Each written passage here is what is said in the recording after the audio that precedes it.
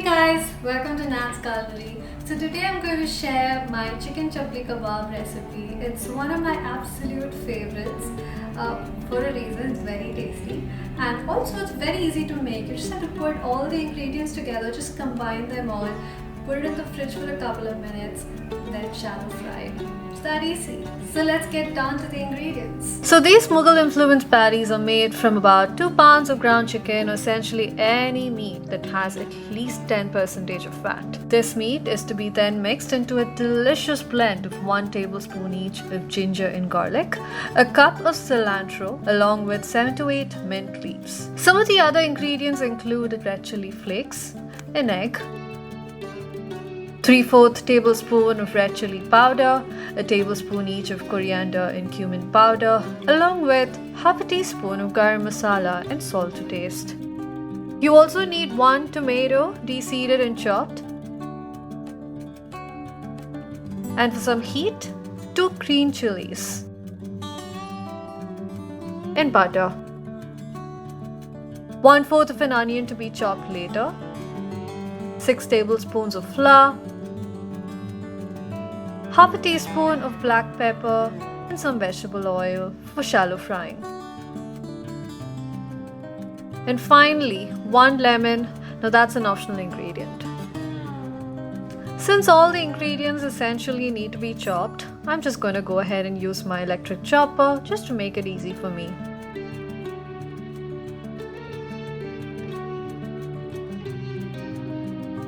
So begin by finely chopping all the veggies and herbs and combine them all except for the tomatoes.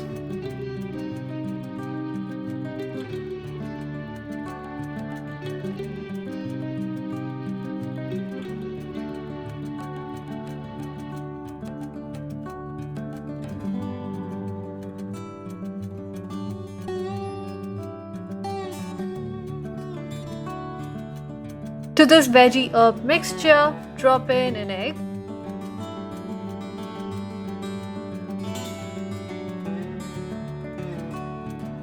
flour, and butter, which together not only acts as a binder but also adds in a ton of fat to help your kebabs stay tender. Finally, add in the spice blend and combine them all together.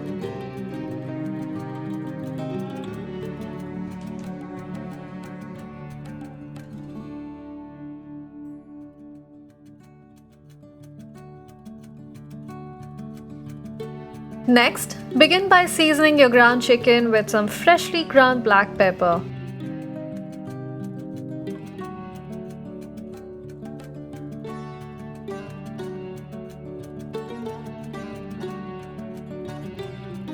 And then combine in the delicious spice herb veggie mixture.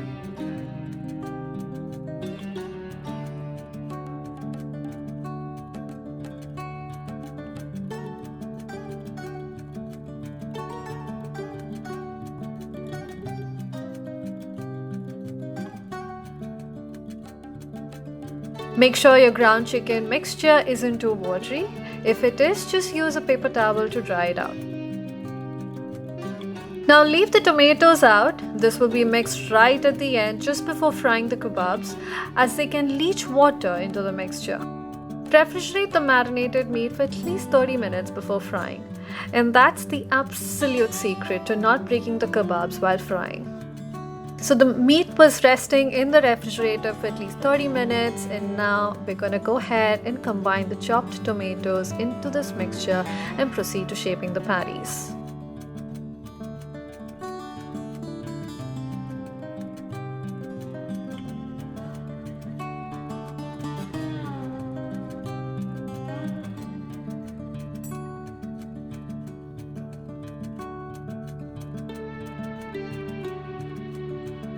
Moisten your palms with some oil or water. Now this is needed as the chicken mixture at this point is soft and sticky.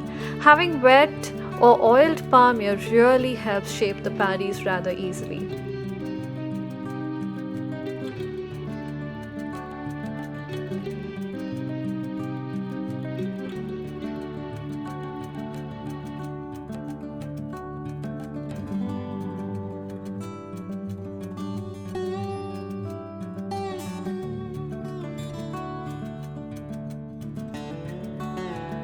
Now I'm keeping the shaped patties on the plate just to show you all how to shape these, but when you actually make it, just go ahead and drop in the shaped patties directly into the skillet containing the hot oil.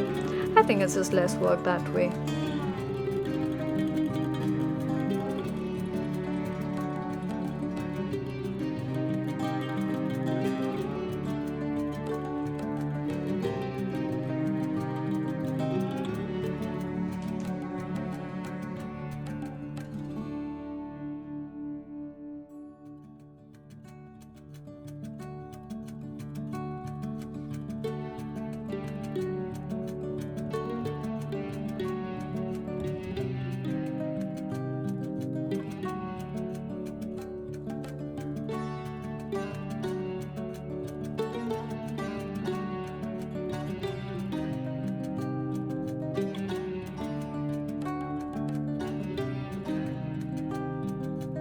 Now to shallow fry the kebabs, I've poured in some vegetable oil into a pan. Now here's a quick tip. Stick in the back end of your wooden spoon into the oil, and when it begins to sizzle, you know it's the right time to go ahead and drop in the kebabs. Carefully drop in the kebabs into the hot oil and make sure there's enough oil in the pan such that the kebab is half immersed in it.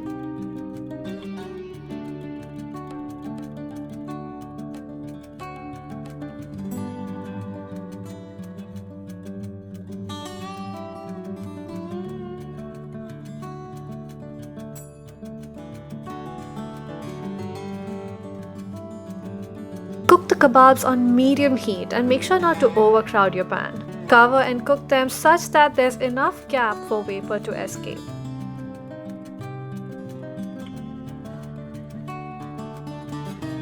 Now the cooking time will vary a little depending on the thickness of your patties.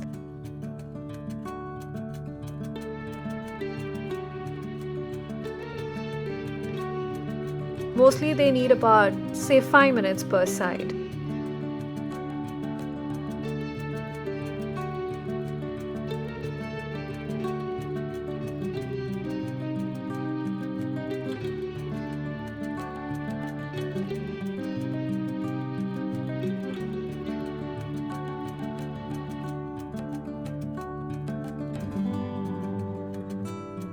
Now the way to know if your kebabs are cooked is by making sure the edges of your kebab is no longer pink and has developed a nice brown color. Once done, transfer them into a plate that is lined with some paper towel just to soak in some of that excess oil.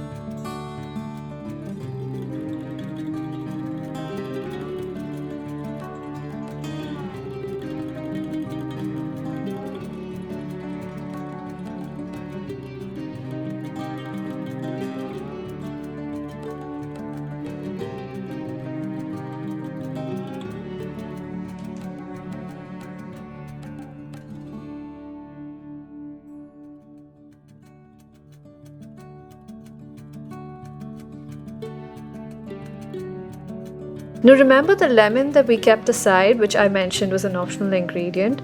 Go ahead and squeeze some of that on your kebab. It really elevates the flavor.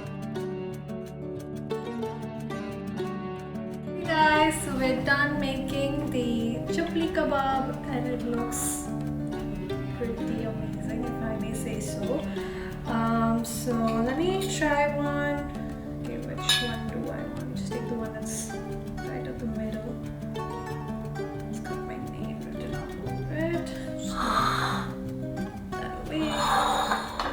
So I like my kebab with a little bit of lemon. So just gonna put a little bit of lemon to it.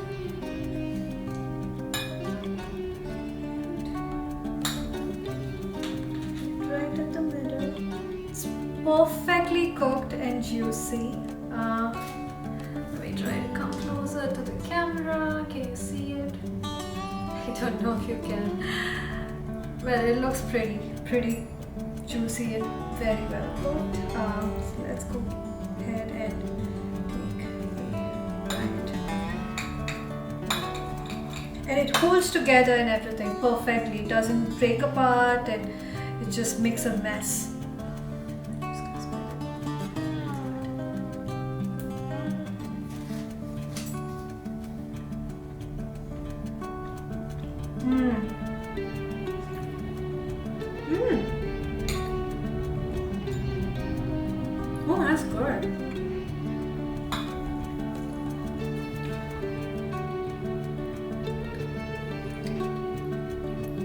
very unique. I don't know. I think this would go really great with some pilaf rice. Yeah, some pilaf rice would be really great on the side. Some salad, Greek salad.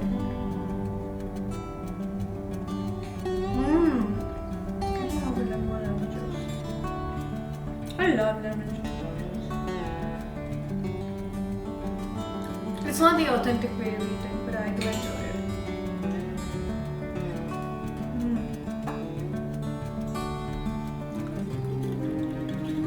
Okay, let me stop. Before I devour this plate, you go ahead and make the chapli kebab for dinner. It's an absolutely amazing recipe. I think it would go great with some naan. You could have it just like that with maybe some ketchup or some mint sauce. Or you could also have it with some pilaf rice. I think this would go really well with pilaf rice. I'm a rice person, so yeah, this would be like amazing. Pilaf rice, saffron rice, any of those. Alright, thanks for watching. I hope you enjoyed this video. Bye!